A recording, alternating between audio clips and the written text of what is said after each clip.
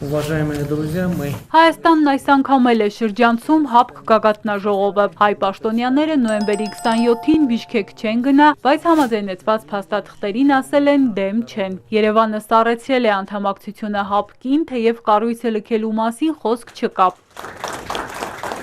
Ինչու չեն հայտարարում ՀԱՊԿ-ից դուրս գալու մասին, եթե այդ կազմակերպության առաջարկած անվտանգության երաշխիքները չեն բավարարում։ Սուրենյանցն ասում է գիտի պատասխանը, արևմուտքից որևէ մեկը պատրաստ չէ ստանձնել Հայաստանի անվտանգության բեռի պատասխանատվությունը։ Սա հաշվի առնելով քաղաքագետն ասում է, կիսատ պրատ այս քայլերի փոխարեն Երևանը լավ կանի վերադառնա ՀԱՊԿ ու բացերը փորձի ներսում բարձրաձայնել ու լուծել։ Մեր մոտ մի հատ մոլորություն կա։ Մենք թեկուզ անկատար անվտանգային համակարգը